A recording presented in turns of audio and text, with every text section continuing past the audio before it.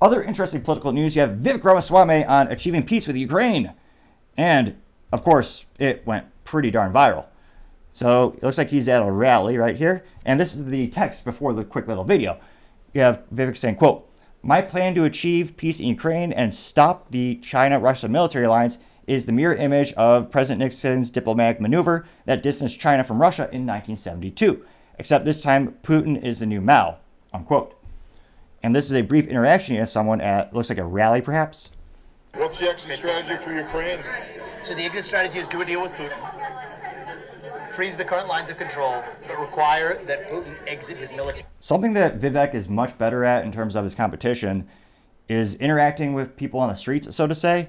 And hilariously enough, this person he's with, it looks like he put his hand on his shoulder. He's using some, hand gestures while he's speaking, which is good. And something that I appreciate the comment section, someone said in the beginning they wanted me to be more articulate with my words, but also to use more pontification with my hand gestures as well, make it a little bit more interesting and interactive.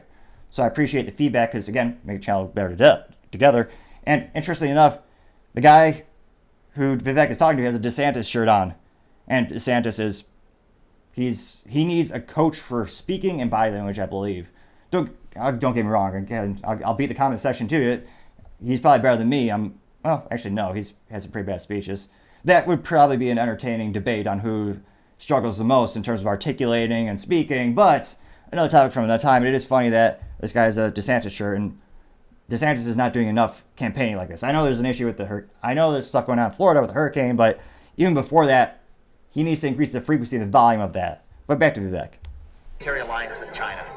That's the top goal. That's a good plan. You can't that's a better plan than what we got now. You can't have Russia and China be in bed together, and they are. And that's the military alliance that actually, honestly, threatens the United States. We're out of ammo. We're out of ammo, I mean, it's and also, but also, they outstrip us when they're combined. I know. So I'll say, well, We also ship them a lot of ammo where, again, I don't know if this is really true because I don't know if the government would let this data be out necessarily, but we apparently ran out of certain types of ammo in the United States, which I don't know how that is even feasible given the volume that we create. But nevertheless, I was shocked to hear that. We did set over $100 billion, not just in cash, but also physical military assets, as well as humanitarian things, items like food. this war will make sure that NATO doesn't admit Ukraine to NATO. That would be a mistake anyway. But in return, Russia has to exit its military partnership with China. And by the way, Russia has a military presence in the Western Hemisphere. In Nicaragua, Venezuela, Cuba. They have to get out. Well, China has ownership of the Panama Canal and the ports of the Panama Canal too. So I like the modern Monroe Doctrine. Get the heck out of our hemisphere. No spy balloons flying over half our country. No, we're done with the nonsense. But in return, we're going to also say that NATO's not going to expand more than what we promised in 1990. We have to have the buffers. I mean, Yeah. we have to. We can't go back on that. So, Interestingly enough, not a lot of people are bringing this up. That NATO has expanded exponentially when Gorbachev was promised that they wouldn't.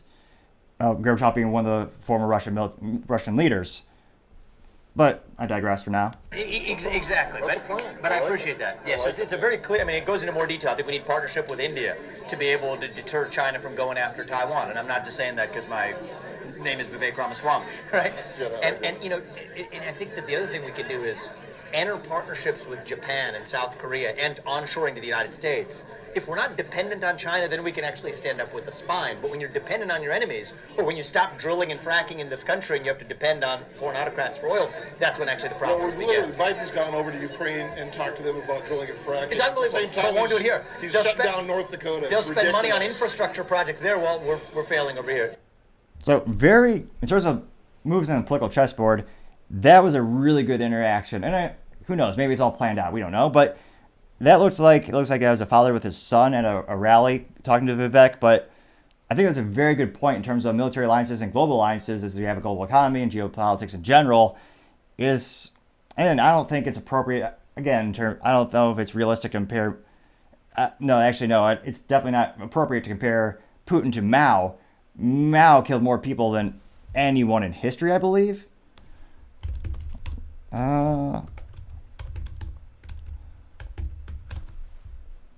I have to know. Yeah. Mao is considered one of the greatest mass murders in history, responsible for the deaths of at least 45 million people between 1958 and 1962. Yes, so needless to say, and don't get me wrong, Putin's no angel. I'm saying, yeah, Mao is definitely one of the most, no, not most, I would say not one of the most, he is the most evil person in history. 45, at least 45 million people are dead because of him. So I don't know if that's the best correlation to do, but in terms of going viral, it didn't get a million views, but I think it's a fascinating enough topic where I wanted to cover the video really quick. But in 6 hours, again, it's not the longest length of time, but it did get 133.7 thousand views. So that's quite a lot. And he got 1,107 likes. It's not the best ratio, coming at 0.88. But it is interesting in terms of Vivek on social media.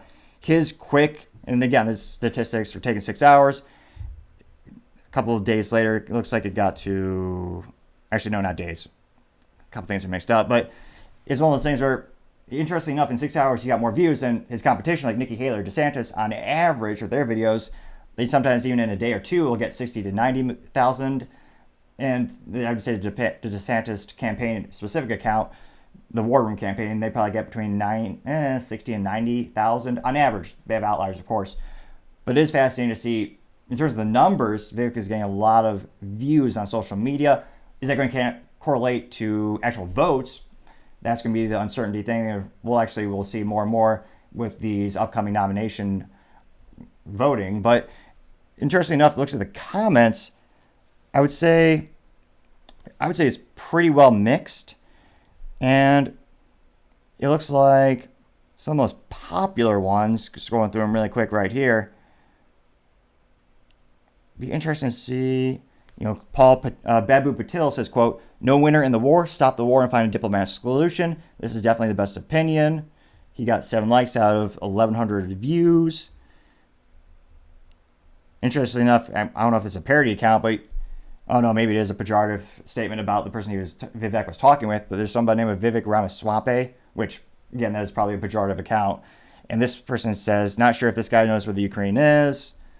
And another funny one, "Where's your Kissinger?" I think the guy's still alive, too. One of the oldest negotiations ever. So I'd say, interesting enough, here's a good one this person is by the name of The Secret Man. And The Secret Man did a poll out of 141 votes, and he asked, "Indeed, this is an awesome strategy. Let's vote." He said the 3 options being, "I agree with him, I disagree with him, I don't care about him." And it looks like 32.6% of the voters said that they agree with him, 39.7% said they do not agree with him, and then 27.7% said, "I don't care about him." So, well, maybe that actually gives us a good insight into not only people who like and hate Vivek or are looking at him on social media, but looks like there's some people in the middle who are also following him, perhaps. So maybe his audience on social media is a little bit more diverse than I originally thought in terms of the sample size, and if they're fans or not fans in that regard. But it'll be interesting to see, because at the end of the day, we really do need peace of some kind, and I hope it comes sooner rather than later, because there's a lot of folks dying, departing on both sides, and I really do hope the conflict comes to an end. And I do think the U.S. could make that happen in a New York minute. If we just said, "Oh yeah, we're going to stop giving you hundreds of billions of dollars," you have to go to the table, because again, they want peace, I would venture, because they're not looking good, and no one, with the exception of the United States because of taxes perhaps, could fund a never-ending war. And they all have finite resources. It's one of those things where I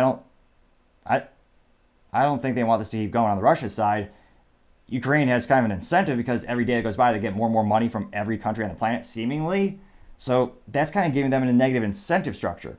And we're seeing them go on the offensive and going into Russia when in the beginning, again, politicians, we shouldn't be surprised at all that they lie, but we were told, "Oh yeah, it's just to help them on the defense." But yeah, it looks like they're on the offense. But it'll be interesting to see. Let me know, do you think, will this increase him in the polls by any? Will it just be a little bit of an outlier? I think this will help with the people who are not pro-war. In terms of politics, the Republicans, more the nominees than not, are pro-war. When you're looking at the GOP debate and who wants to get out of the Ukraine conflict, Vivek was one of the most vocal voices when it comes to the articulation of wanting to decrease foreign conflicts and funding of those foreign wars. I think that'll help him with that audience. Now, is that audience big enough to get him ahead of the polls over DeSantis? That'll be interesting to see, but as I always say, time shall tell. Thank you so much for taking the time to tune in today. I really appreciate it. Don't forget to click that subscribe button. I know it's ambitious, but trying to get to 4,000 subscribers by the end of September, I think we could do it together. Don't forget to take the time to comment and like the video. I really appreciate the feedback, whether it's making my speech or trying to make my speech slow down a little bit, try to be a little bit more articulate in the videos. Thanks to you, I was able to bring that more to my attention, put it on my list of things that I'm trying to improve on, or whether it's giving me feedback, whether it comes to the UAW issue, or maybe it's political stats, or maybe just your experience in certain business segments. More data, the better. I'd love to hear your experiences, and I could bring them up next time we talk about them on the show. So don't forget to leave the comments. I greatly appreciate it. Also, don't forget to take the time to tell your friends, tell your families, tell your coworkers, heck, tell your enemies, tell anyone and everyone. Just stay safe and fight the good fight.